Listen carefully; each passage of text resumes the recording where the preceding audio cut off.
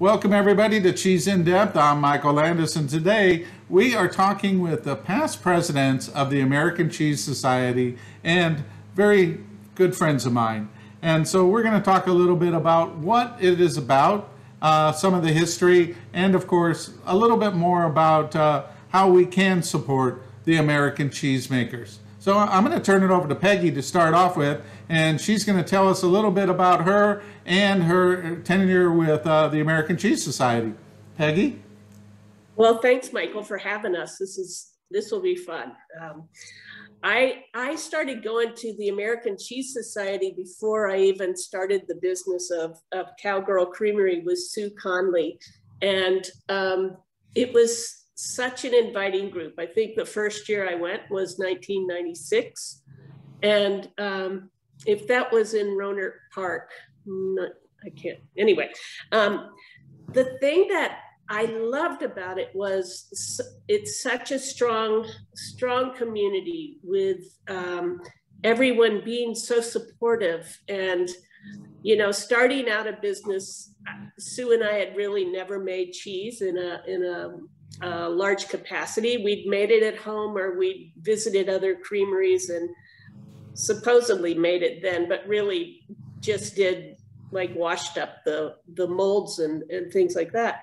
But the community is so strong and so supportive that it was a huge help to us as we did open and as we moved forward. And any questions we had about cheese making, we could call Allison, we could call Mary, we could call Jennifer, we could call, you know, all the people that had been involved with the American Cheese Society for such a long time.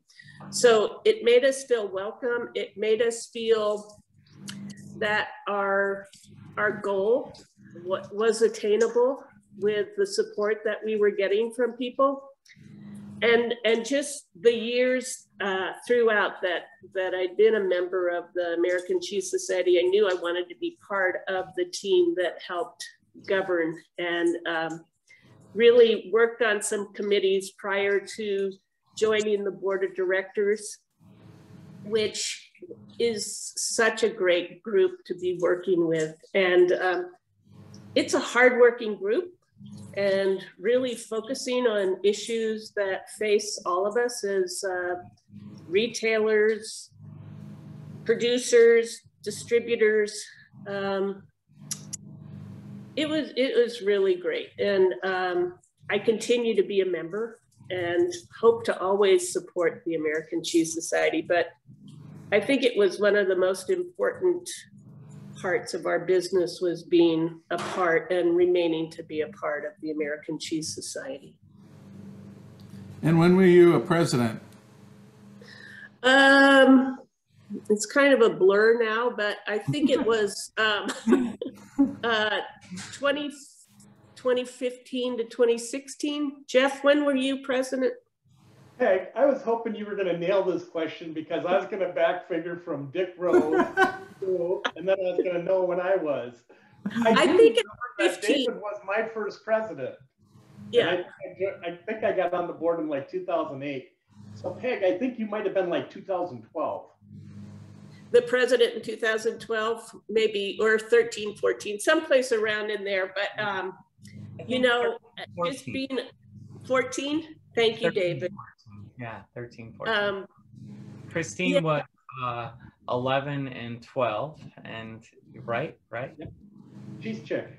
Yep. And then Jeff, and then Greg was after Christine. Yeah, so then I was 14. Yeah. No, I was 15. Okay. 15, yeah. Okay. Anyway. All right, so Jeff, tell us about your experience. What you remember.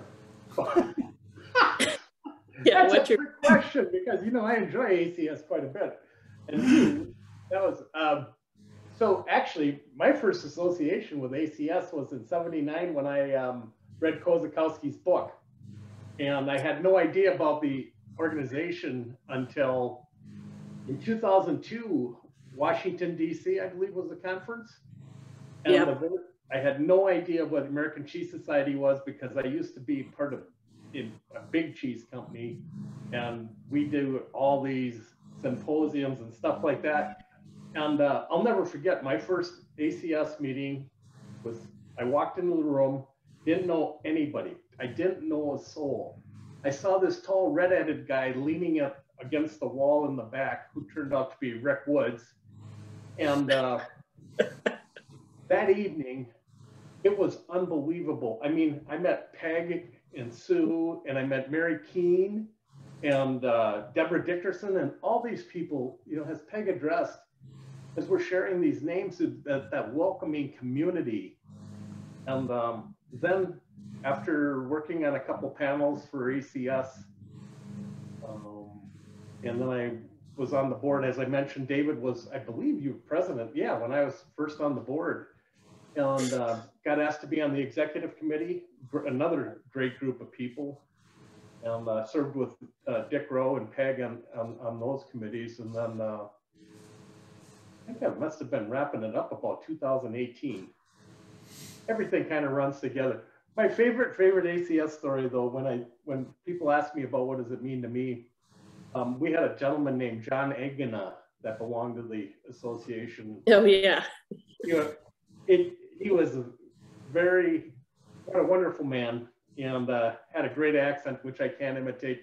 But one day we got in a conversation at Fancy Food, and I says, John, what is it that you most love about ACS? He says, you know, I just can't wait to see everybody. It's like family, you know. So it's like I have hundreds of cousins, and I can't wait to see them again. And that's the ACS I'll always remember. Yeah. Absolutely. David? What a great group to be with to launch American Cheese Month, right?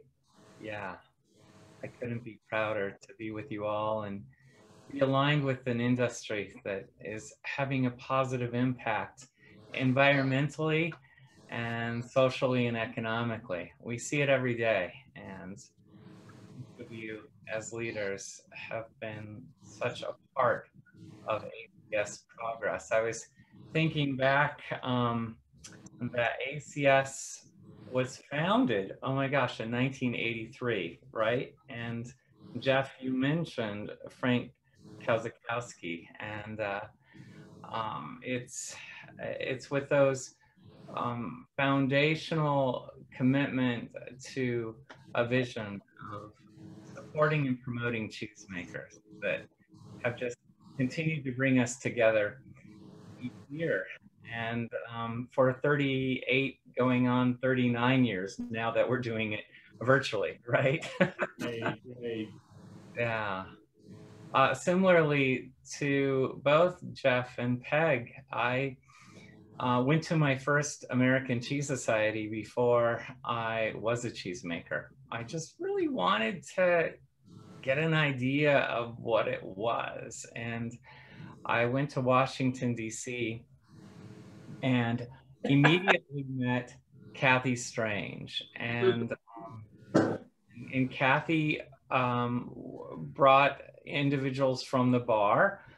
Peg was there, Sue was there, Barry King was there, and I had traditionally went on a fast for a month during those days, and where yoga was my passion. And I was handed a bourbon. It was the first food that hit my lips in 30 days. And it was such a fun welcome to be truly welcomed and introduced to a community that was so passionate about cheesemaking. So that was in 2002. And just weeks into the future, I ended up owning Road Creamery on a handshake, and my world changed from a corporate America to owning and operating and learning to be a cheesemaker side by side with a champion in cheese, Ignacio Vela.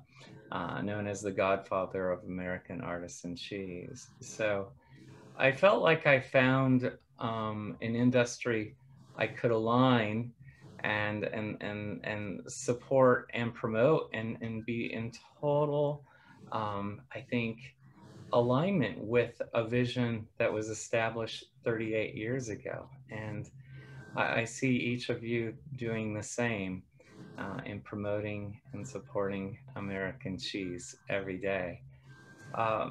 I love volunteering. It's part of my DNA. And so the first ACS, I volunteered alongside Paula Lambert selling cheese support, right? To support scholarships for cheesemakers and cheesemongers going to ACS. So that was the beginning of the American Cheese Education Foundation. Before it really became a foundation, those funds were held sacredly in another fund and granted to cheesemakers and cheesemongers and educators to support them in coming to ACS. And then it was about 11 years ago that some great minds came together and created a foundation. And that foundation does just that. It supports scholarships and furthering awareness of American cheesemakers and American cheeses, right? I think there's equally as many cheeses being created by American cheesemakers as there are members in ACS. It's about 1,800. So, and that's a far cry from where it was when it started, just over 100 members. So I became president in 2009, and there was so much going on there, and truly appreciate our dear friend Allison Hooper taking on a year for me. So she extended her service another year, allowing me to focus on what I needed to during that time. And I took that role in 2009 and termed off in 2011 in Montreal. And that was a fun period. So many of you participated with me in moving the American Cheese Society from a third-party managed organization to an independently self-managed organization. And so it operated that way for a number of years, but things go full circle, right? So now we're back to being third-party managed, and it's the best for ACS during this time. So I'm so proud of the organization and what it is doing to continue to support seasoned cheesemakers like ourselves. We can call ourselves that. And also new cheesemakers coming into the industry, and certainly supporting cheesemongers through the CCP, the Certified Cheese Professional, and the other certifications. It's an amazing organization, and Peg and Jeff shared the one word that resonates with me. It's a community. Mm-hmm. That's true. That's true. So I'll start off with Peggy. So what would you tell somebody that's now getting into cheese, besides don't, or anything like that? If somebody is really passionate and they said, I got to get into cheese, what would you tell them? Well, I would certainly tell them that they need to have a business plan that is short-term, medium-term, long-term. I mean, 1 year, 5 year, 20 years. I would tell them that marketing needs to be a key component of their operation. I'd also tell them that they really need to have a good milk supply source that is steady and strong. And I would say that most importantly, well, not most importantly, but really high up on the list is you need to understand regulations, and you need to understand safety, you need to really operate in a climate that begins with the understanding that this product is cheese is really a hearty food, but in order to get it to the market, it really needs to be made safely, and you need to have documentation, and you need to start that from the beginning and just work that into your plan, because a lot of people are good cheesemakers, but they kind of neglect or misunderstand the importance of the business aspect, the marketing aspect, as well as the safety regulations and documentation that needs to be made. Jeff, you know, you have, you know, taken a lot of cheeses and expanded them out, done a lot of things. What would you recommend to somebody that's in the business and they want to diversify into different cheeses? So, first off, find something that intrigues you, because a cheese has to have heart. And secondly, I would look at what fits into your core strengths. You know, as a cheesemaker, what does your team like to do? Because your number one objective is to do it well, consistently, and with integrity. So we used to joke that anybody can make a great cheese once, but great cheesemakers are able to make consistently good cheese. And that's really how I look at line extensions. Is it in our wheelhouse? Is it something that we would find interesting to do and be proud of offering that to the market? All right. Did I miss your question? Yeah. So David, you know, you have, I wouldn't use the term conquered the blue cheese world, but you have definitely excelled beyond, you know, typical just having blue, winning, of course, the world's best blue cheese. So, you know, people that are working in our industry, the ability to be able to take a cheese and to refine it. What's, you know, I know there's no magic formula, there's hard work, but what's your suggestion for people that are making the same cheese and trying to, you know, improve?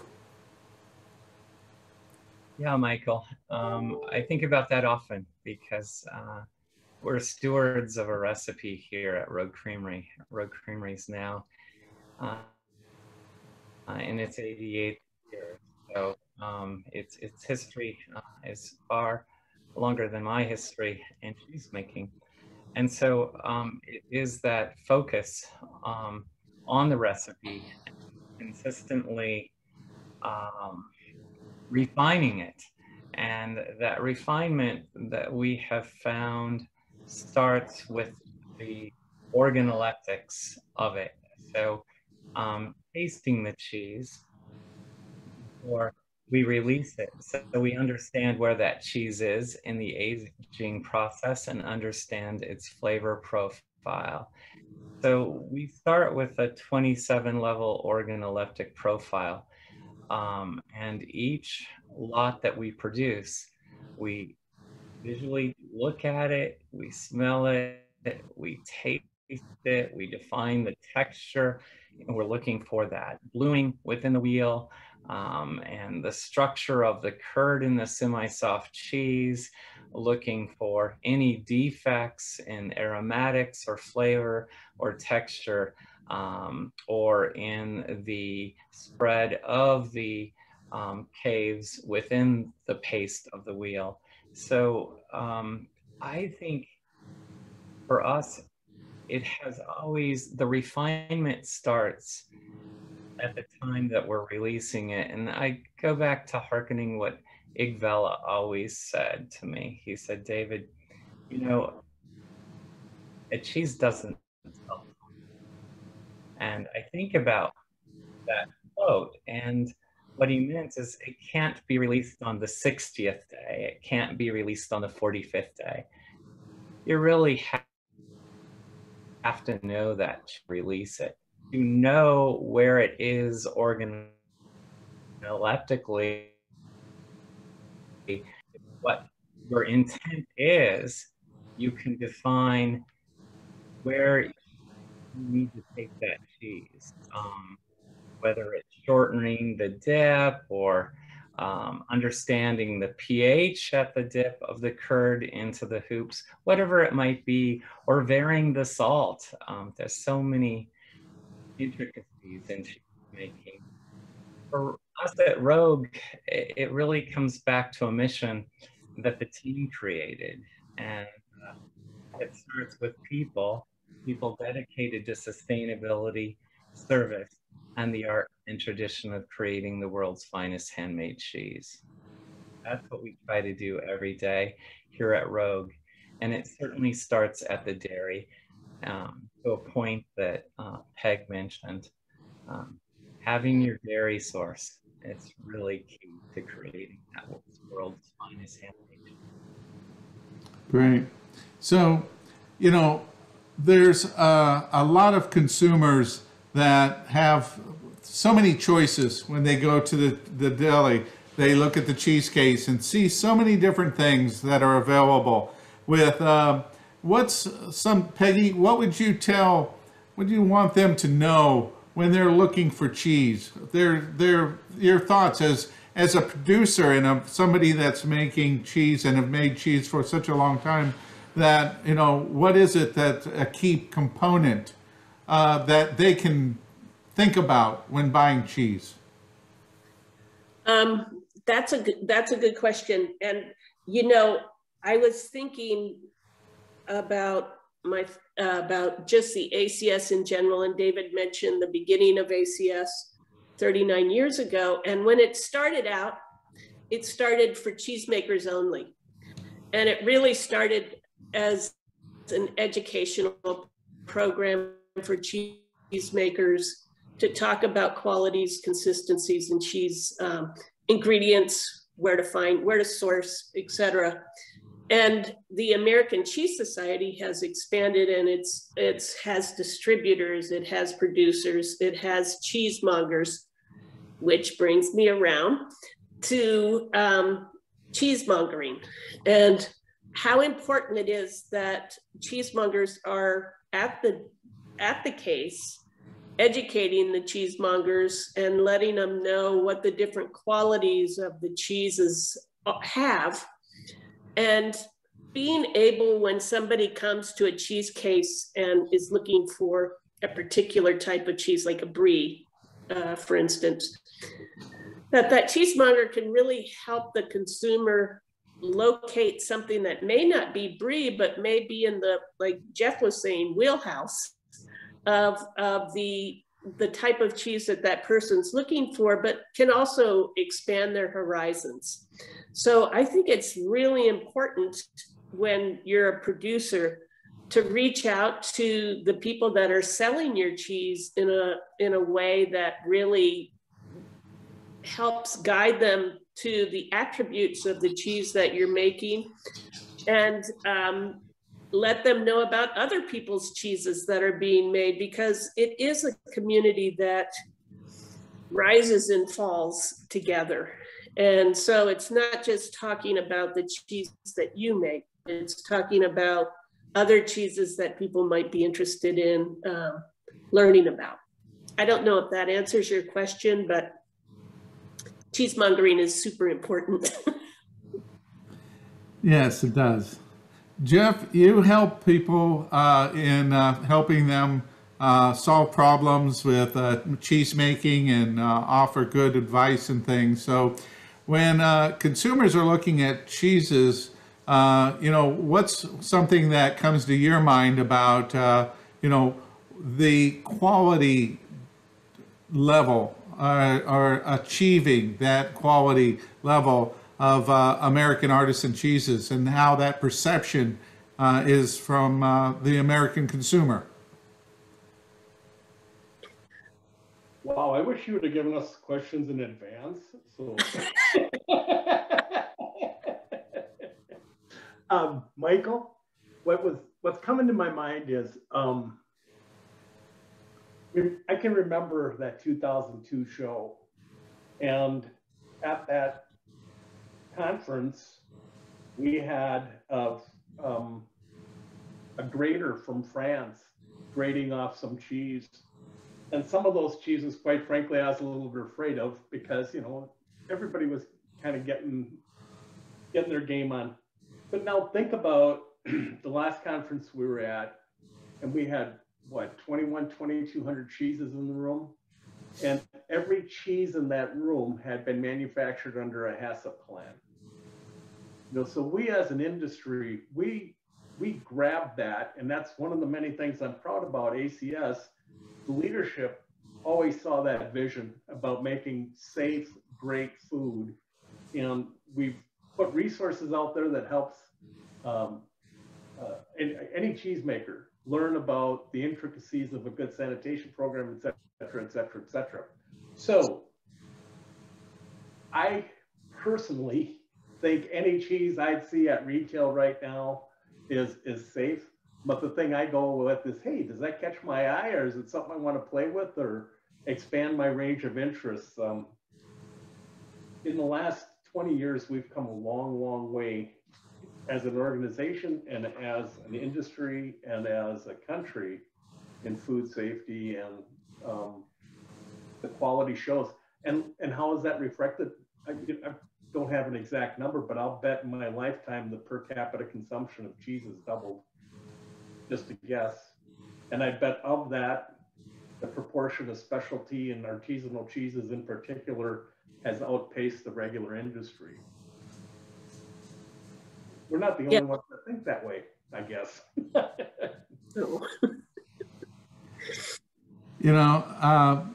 David, when I first started in distributing, when I was working for a distributor in wine, a 6 bottle of wine would taste like a 6 bottle of wine 20, 30 years ago. Today, a $6 bottle of wine could taste like a $30 bottle of wine, because the technology, the understanding about growing, the quality of the grapes, all those things have increased. Well, I believe that that's also happened in the cheese industry, and I know that you have, taken in technology-wise an ability to be able to do that. Tell us a little bit about how technology works for your cheese making and making things better. Yeah, it's about those incremental changes, isn't it, Michael and Jeff and Peg? And certainly it's having a bar, and so keeping, as Peg shared early on in this session, that it's about keeping records and knowing where you are when you start and having a vision as to where you want to go. And I spoke about the organoleptics that we are really focused on at Rogue, but that allows us to go back to those make sheets, and it's right there in the make room, that bridge between art and science. That's what comes together in documenting the progression of a make, documenting the progression of temperature and pH, and making sure that everything is in alignment with the historical data that you've kept, but also thinking, wow, if I want to make an incremental change, this is where it's going to be. So whether it's salt or whether it's the amount of enzymes, whatever that might be. So I think I come back to documentation and keeping records so that one can make one change, not multiple changes in a make, but one change, and then understand where that change has taken that make.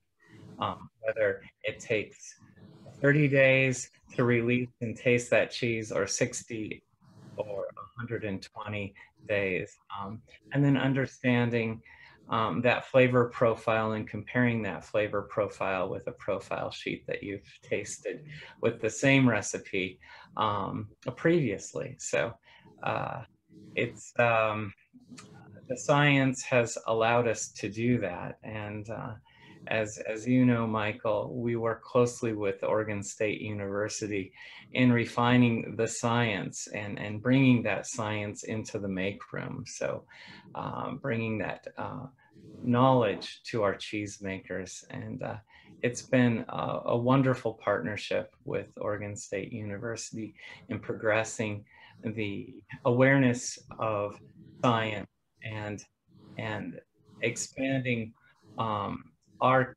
capabilities as a small artisan cheese company to expand the fold of blue cheese recipes that we create. As you know, there's more than one. You know, when you started, you talked about how much of a family and how important it is how we see each other and the stories that we have. I have individual personal stories with each one of you that I cherish today that are, you know, great memories of us spending some time together. And and so I'd like you to share, not about me, please, but share a story that one of your favorite ACS stories, Peg, that you have. It doesn't have to be me, David, but it can be David or Jeff.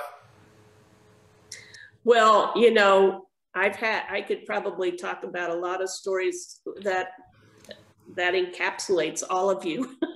But I think one of my favorite times actually was, I think I was president and Jeff was treasurer and Dick Rowe was vice president. And the ACS was being held in Iowa, Des Moines, Iowa. And so Jeff and Dick and I are huge fans of LPs. And we love music, and we've talked about it forever. And so the three of us, well, Dick and I went to Jeff's farm and we brought three of our favorite albums with us. And we sat in this huge barn is it a barn, Jeff, that you have? I love it. You're making me grin. Yeah.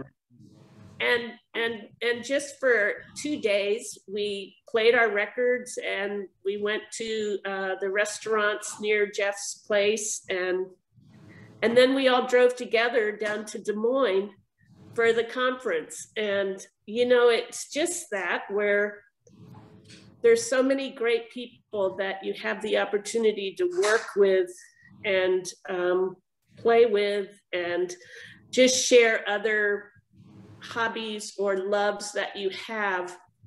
And it all comes back to being in the American Cheese Society. And, you know, there are so many others I could tell. David and I see each other regularly. Those could be a little bit more racy, but that's the one I'm going to share right now. Well, you know, I always have to hold my breath sometimes because I had a seminar with David where I think it was Sue who said that she slept with John Mayer, you know, and in the bunkhouse, you know. So there's a story to that. There's actually, it's all right. It's not nothing. Stacy, don't worry about it. It was everybody was in the same room. But Jeff, your story? Oh my gosh. Well, that story with Peg shared is one of my favorites. And she came with 3 albums. She only left with 2 because she left behind for me, which is still a treasure of mine. Yeah. I have a quick memory of David and I at a fancy food show, and in the crossover between East and West or whatever that is at Moscone Center, there was a place for polishing shoes, and I beckoned to David that we should go up and have our shoes polished. And we're sitting way up high and just shooting the breeze, you know, talking about everybody going by, and it was like every 20th person was waving because that's how many foodies were at this show. And there's tons of memories. I think some of the crazier fun stuff was when somebody spontaneously decides that it's time to leave and get refreshments, and all of a sudden there's 150 people in a freaking bar next to the conference center.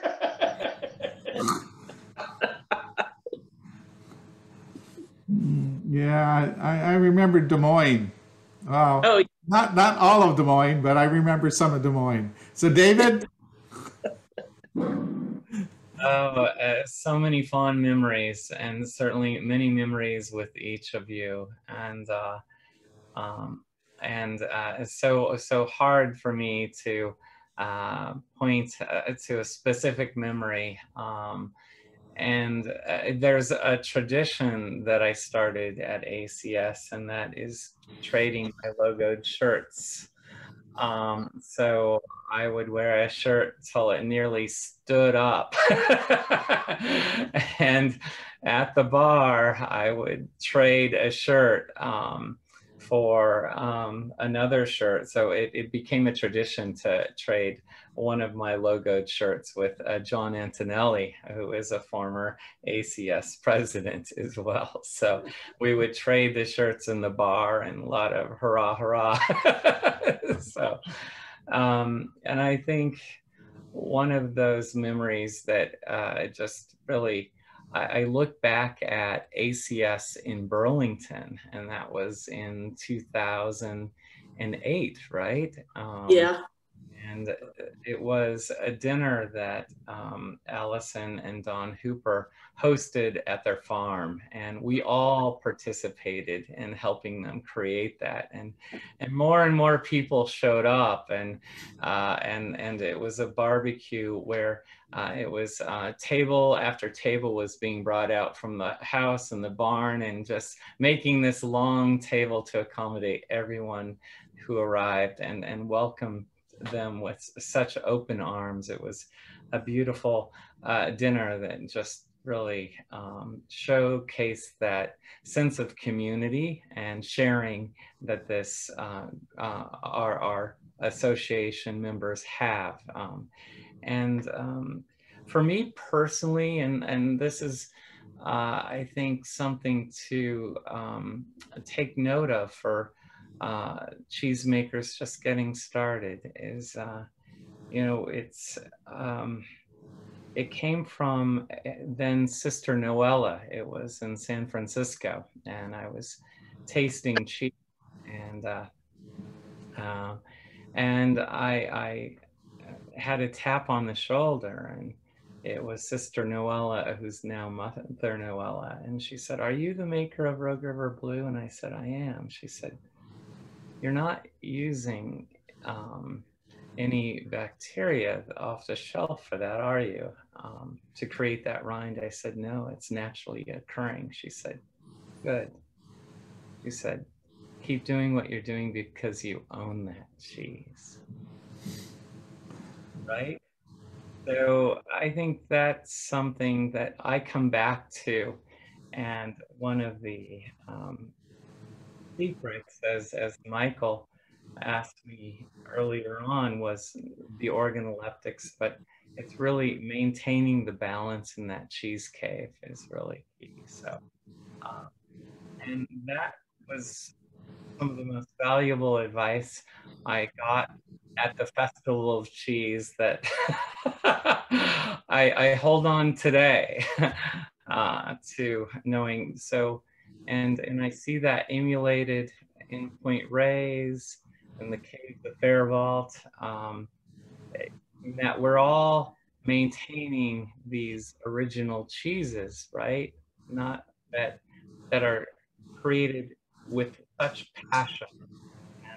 And that was the year Tag Red Hawk won Best of Show, I believe. Oh, in 2002, yeah. Yeah, yeah. I fell in love with that cheese. I will never forget that first time I tasted that cheese. Yeah.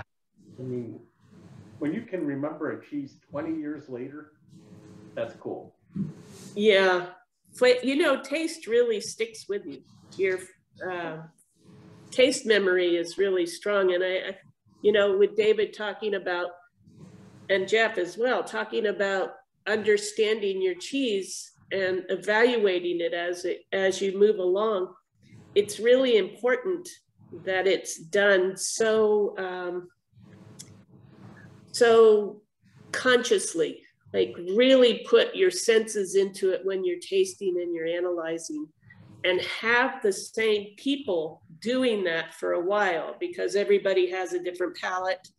And even with the charts that you use, everybody will mark them differently according to their palate. So it's really important to have it be a consistent group that's working through that taste, so that people then understand, newcomers understand the profile given their palate to what it's supposed to be.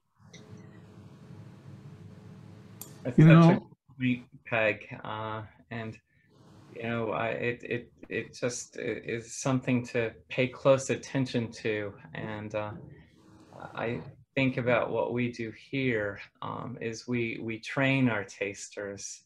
Mm-hmm. What is that peppery note? And it's a triad of peppercorns. What is that cereal note? It's grape nuts. You know, so we talk about those organoleptic profiles and connect them actually to smell and to taste. And so Yeah. Yeah. But everybody tastes grape nuts differently. It's true. Yeah. So when you say it tastes like grape nuts, and that's what you're driving for, this particular taste, then they'll understand what you mean when you say that's the grape nuts. It may not taste like the same thing to you, but having that one person leading with being able to educate is so important for cheesemakers. Yeah. You two are touching on one other thing I think that says ACS to me. As you were sharing that, Peg, I was thinking back to the flavors. Dr. Mary Ann Drake at North Carolina, Dr. Black out of Iowa, because we're all questers, and to have somebody from the science world have put names on those compounds and to help us develop that breadth, that's invaluable. I don't know how you'd measure that. Yeah. I agree. World-class education in a niche for the price of admission at an ACS conference. Yeah, and having those scholars there, you know, that was such a fantastic addition to the conference, you know, where you can make that appointment and be with a scholar to help, like Mary Ann Drake, Dr. Drake, who can really explain what you're tasting, right. and then you can move forward in a more productive way. Yeah, it's fantastic. And Dr. Mark Johnson, you know, he'll dissect the cheese for you.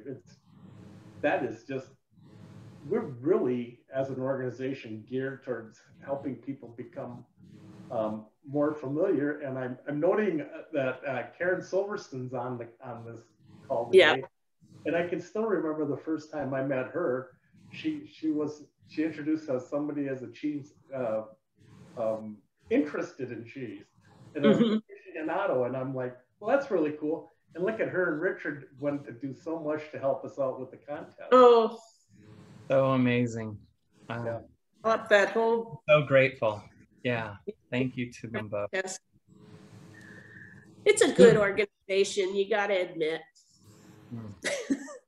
So, you know, on my first time at the ACS, you know, we have the community lunch where everybody just sits around and all that. And like you, my first time, and I didn't know anybody, and I sat down, and there were these people talking about having some problems that they were trying to solve.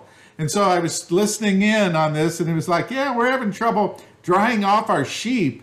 And I was thinking, well, you know, I'm sure they have industrial dryers or, you know, something, or keep them out of the rain or something. And it didn't occur to me until a little later on. I never said anything, but, you know, so do you have a story like that, Peggy?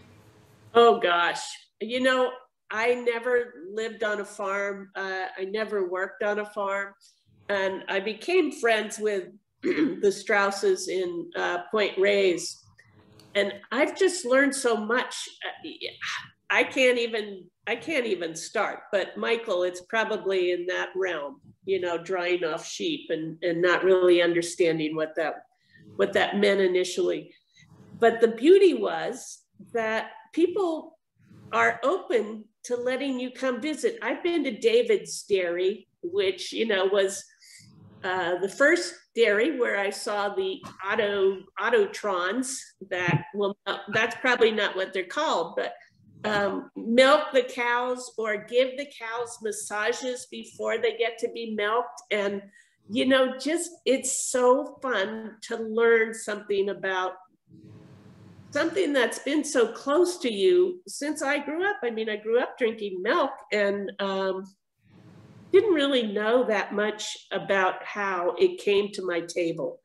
And so I could just go on and on about things that I've learned, but it kind of is what was talked about, Michael, by you about drying off sheep. So. Jeff, your story? Oh my gosh. For me, I never had a business class until I was done with college. And I didn't really understand gross margin and markup and all that other stuff until some good friends actually gave me a session and we worked through that whole thing. So it's not quite as funny, but when you think about it, we talked about earlier, we rearranged the gamut from how are you going to take care of your herd health to how are you going to be successful and having a collaboration that can win at retail. Growing up on a dairy farm, third generation dairy farm here in southern Minnesota, it was it's a dear part of what I do. In fact, it's part of my attraction to this industry that got me into it in the first place, is to help dairy in America move forward. You know, dairy farms and dairy families. Obviously, I'm into cows, but sheep and goats, that's all good too. Really want to move that forward, and the best way to add value is with cheese. Yeah. David, your story? Yeah, it was similarly, I think, like you, Michael. I was talking about this dairy I had just acquired in Grants Pass that was adjacent to the dairy that I was buying milk from, and looking forward to creating my own organic dairy. And Will Studd of Australia, truly a global ambassador of cheese, was sitting at the table and listening to me. He said, David, what are you doing in a few weeks? And I said, well, you know, I'm just preparing for the launch of Rogue River Blue. And after that, and he said, why don't you come to Australia? Because I want to introduce you to a dairy person in Tasmania, in Pegana, a dairy creating phenomenal bandage wrap cheddars, but they had a robotic dairy line. So it was through that introduction that I got to go to Pegana Dairy in Tasmania and understand the robotics of dairying and incorporated that into my own farm. It was a funny story because the dairyman there was a fourth generation dairyman who didn't like the robots, but what I found through the conversation, the robots displaced them. So the cows love the robots, and as Peg shared, the cows do love the robots and the massages. Yeah. So. Cool. All right. So, what is, Peg, probably something that you will stick with you forever? You know, something that when you talk about the ACS, and that's something that you always say. It's something that, you know, an important event or important saying or anything of that sort that really resonates to you about what the ACS is. I think aside from it being such great people and such a strong community, solid support, but the things that we've talked about where it is such a fantastic learning aid, and what's available, like the cheesemaker's guide, the safety guides, the taste analysis, it is a treasure trove of things that are available to the members. And I know that everybody that works on the board or the team that supports the board, the committees, there are so many committees, you know, it's all about making it a better industry and really furthering American cheese in the market. And I just think it's such a valuable tool, organization. That's how I view it. I mean, my best friends, most of my best friends are from people that I've met through the American Cheese Society that are super fun. And I wouldn't give that up for anything. Jeff? All I can say is amen. The American Cheese Society, it's grown up right along with the rest of us in the industry. It's led that through the board's efforts and the visioning process. And I have to concur with Peg. I mean, my best friends have come out of ACS. David?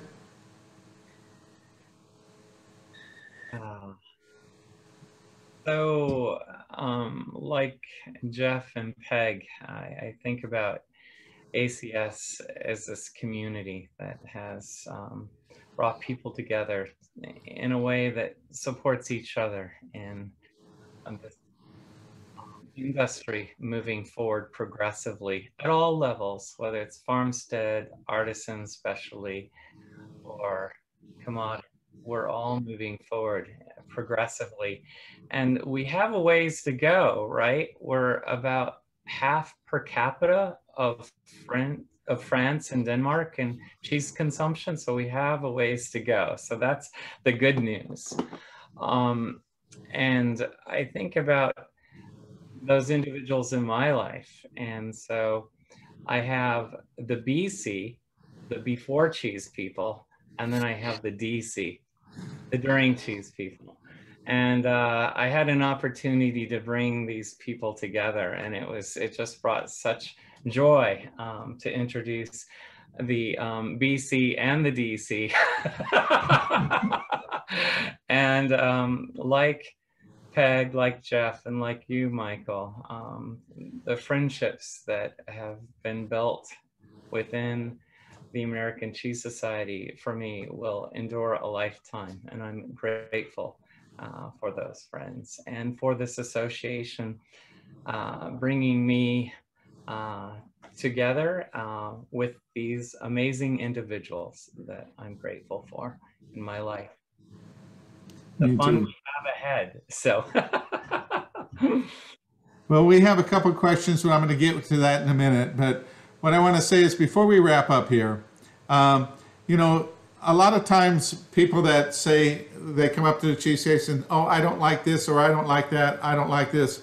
What would you say to somebody that is already set in their mind, I'm not going to try it, but how would you approach that to say that, you know, there are what we talked about, flavor characteristics that bring out, that aren't part of it. You know, I use the illustration that somebody says that they don't like something and they go into a produce department and take a bite of a vegetable and say, I don't like vegetables, when they have 100 of them and they're all different. So Peggy, what would you say about to encourage somebody to step out and try something different?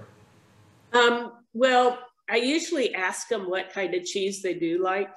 And I think being enthusiastic is really important, and not, you know, presenting yourself as being enthusiastic and being able to offer different flavors of things. But when somebody's really nervous about tasting cheese, it always helps to have something that goes with the cheese that kind of takes their mind a little bit off of, you know, I hear so many people say, I don't like Munster. But, you know, what they might not like is the smell of Munster, but tasting the internal part of the Munster is really different. But just presenting things in a way that offsets their negative thoughts going into something really helps. And having like a little honey to go with cheese really works well. Or find out what kind of foods they like,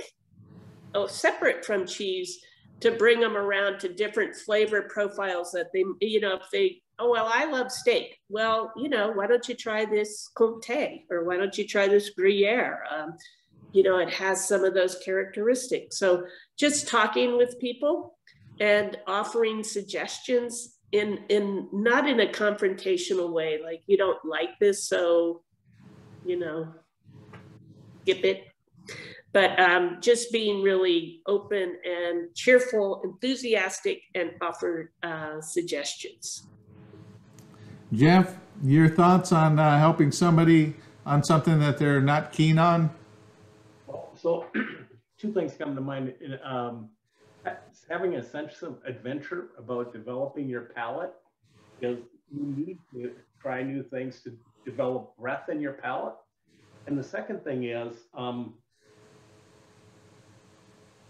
good or bad, we've all pushed the edges on what the definition of, for instance, a Gruyere is. I mean, if it's not PDO, in America, we really done some creative stuff. So to me, it's a little bit like what you see happening in craft beer. I mean, it's not enough to say it's an IPA anymore. You have to look at the bitter units and all that, and you got to just, it's such a wide spectrum.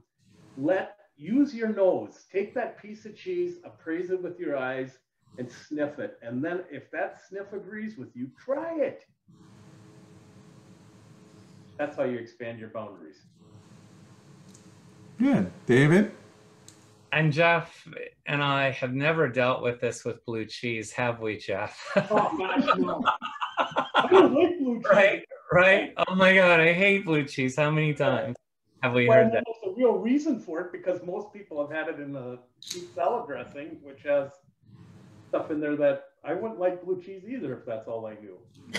Yeah, yeah. And so it's really, you know, talking to people and asking them to step out of their comfort zone with confidence, and to take just a little piece. And as Peg and Jeff shared, is also having a condiment or a wafer or something just in the ready in case it's too much for them. So a little bit of blue goes a long ways. And so, and every blue is a bit distinctive. So like a wash rind or any other style of cheese that is a little piquant to an individual. So it's being supportive and being there.